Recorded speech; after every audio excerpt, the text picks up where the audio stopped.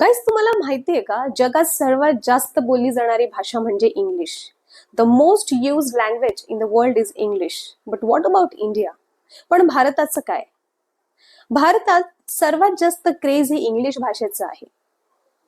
तुम्हाला, मला, प्रत्येकाला इंग्लिश बोलायला आवडतं आणि इंग्लिश हा विषय प्रत्येक शाळेमध्ये कंपल्सरी आहे. पण असं असून सुद्धा तुम्हाला ऐकून आश्चर्य वाटेल की भारतात फक्त आणि फक्त 10.67% म्हणजेच 10.67% लोक इंग्लिश बोलतात. वाटलं ना आश्चर्य? आणि हो, हे मी बोलत नाही, विकिपीडिया सांगतं. तुम्ही ऑनलाईन जाऊन जर चेक केलं तर तुम्हाला हेच पर्सेंटेज बघायला मिळतील. आपण ज्यावेळेस स्कूलमध्ये होतो त्यावेळेस आपल्याला ग्रामर शिकवलं गेलं. काही लोकांना ग्रामर समजलं आणि काही लोकांना नाही समजलं. पण काही लोक मला सांगतात की माझं ग्रामर पण पक्का आहे, मला बोललेलं पण समजतं किंवा मला वाचता पण येतं, पण प्रॉब्लेम येतो तो इंग्लिश बोलण्यामध्ये. आता तुम्हीच विचार करा बरं, यांना ग्रामर येतं पण यांना इंग्लिश बोलायला प्रॉब्लेम येतो. आणि ज्या लोकांना ग्रामर समजलंच नाहीये त्यांनी इंग्लिश बोलायचा विचारच केला नाही. हे बघा, साहजिक आहे, आपल्या प्रत्येकाला वाटते की ग्रामर हे इंग्लिश बोलण्यासाठी खूप महत्वाचं आहे किंवा बेस आहे असं समजूया. काही लोक मला विचारतात, इंग्लिश बोलण्यासाठी ग्रामर महत्वाचं आहे का? तर हो पण आणि नाही पण. आता तुम्ही म्हणाल हो पण नाही पण असं कसं? Yes, I will explain it to you. हो, त्यांच्यासाठी ज्यांचं मराठी मीडियम मधून शिक्षण झालंय किंवा त्यांच्या कानांवरच इंग्लिश पडत नाही किंवा त्यांचं सराउंडिंगच तसं नाहीये, मग तिथे ग्रामर येणं खूप गरजेचं असतं. म्हणजे तुमचं बेसिक क्लिअर होतं त्याच्याने. आणि कोणाला गरजेचं नाहीये तर बघा, काही फॅमिलीजमध्ये इंग्लिश बोलली जाते, मग ऑटोमॅटिकली मुलांच्या कानावर पडून पडून काय होतं की मुलं शिकतात आणि मग ते बोलतात. जसं आपण कसं मराठी शिकलो, आपण मराठी बोलत असताना आपण कधी व्याकरणचा पण विचार करत नाही ना. आपण कधी विचार करतो का ह्या सेंटेन्सचं स्ट्रक्चर कसं काय तयार झालंय, इथे कर्ता कोण आहे किंवा इथे तसंच आता जसं की आपण दोन कॅटेगरीज बघितल्या, काहींना ग्रामर येतं आणि काहींना ग्रामर येत नाही. पण दोघांची कंडिशन एकच आहे की त्यांना इंग्लिश बोलता येत नाही. हे का होतं माहितीये का? Lack of practice. तुम्ही इंग्लिश बोलायची प्रॅक्टिस करत नाही, म्हणूनच तुम्हाला इंग्लिश बोलायला अवघड जातं किंवा इंग्लिश बोलताना तुमच्या तोंडातून शब्दच निघत नाही. त्याच्यामुळे काय होतं की तुम्हाला इंग्लिश बोलताना खूप एफर्ट्स घ्यावे लागतात आणि म्हणून मग तुम्ही इंग्लिश बोलायला टाळतात. तर तुम्हाला एकच गोष्ट करायची, ती म्हणजे प्रॅक्टिस. आणि आपण जे रोज बोलतो ना मराठीत, त्याच सेंटेन्स तुम्हाला इंग्लिशमध्ये बोलायचे आहे. खूप ऍडव्हान्स पण बोलायचं नाहीये. आणि अशी प्रॅक्टिस करत करत करतच तुम्ही इंग्लिश शिकणार आहात. आणि म्हणूनच आजचा हा व्हिडिओ मी तुमच्यासाठी घेऊन आली आहे. मी ह्या व्हिडिओमध्ये 25 म्हणजेच 25 वाक्य तुमच्यासाठी घेऊन आली आहे, जे आपण दररोज वापरत असतो.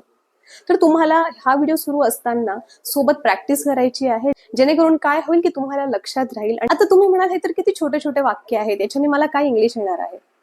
पण तुम्हाला छोट्या छोट्या वाक्यांपासूनच सुरुवात करावी लागेल. तुम्हाला छोट्या छोट्या वाक्यांपासूनच हळूहळू मोठी मोठी वाक्य तयार करता येतील.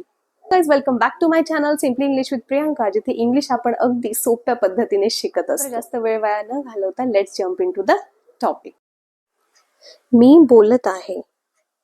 I am talking. I am talking. अजून सांग. Tell me more.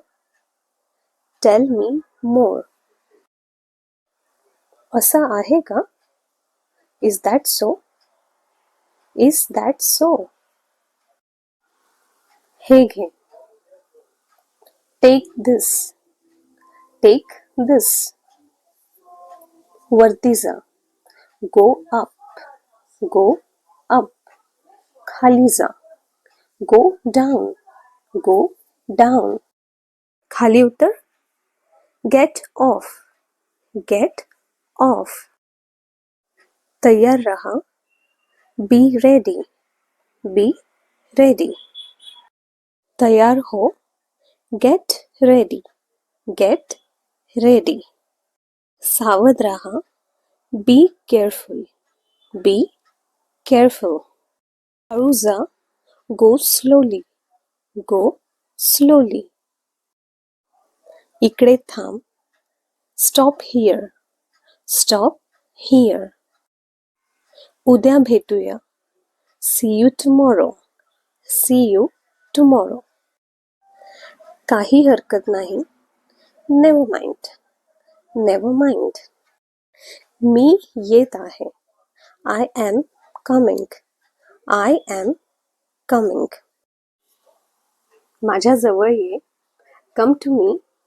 Come to me. मी जाईन. I will go. I will go. मी आली आहे. I have come. I have come. माझ्यासाठी ये. Come for me. Come for me. आता का? Why now. Why now. हे माझं आहे. This is mine. This is mine. बाहेर बघ. Look out. Look out. लवकर ये. Come fast. Come fast. हे बरोबर नाहीये. This is not right. This is not right. I hope guys की तुम्हाला आजचा व्हिडिओ आवडला असेल. व्हिडिओ आवडला असेल तर व्हिडिओला नक्कीच लाईक करा आणि चॅनलवर नवीन असाल तर चॅनलला सबस्क्राईब केल्याशिवाय जाऊ नका. आणि हो, बेल नोटिफिकेशन ऑन करा म्हणजे मी काही व्हिडिओ अपलोड केला की ते नोटिफिकेशन तुम्हाला येईल आणि तुम्ही व्हिडिओ मिस नाही करणार. तुम्हाला जर असेच डेली यूज सेंटेन्सेस हवे असतील तर मला कॉमेंटमध्ये नक्कीच सांगा म्हणजे मी नेक्स्ट टाइम तुमच्यासाठी अशाच वाक्य घेऊन येणार आहे जे तुम्ही डेली वापरू शकता. चला तर भेटूया पुढच्या व्हिडिओमध्ये. Thanks for watching.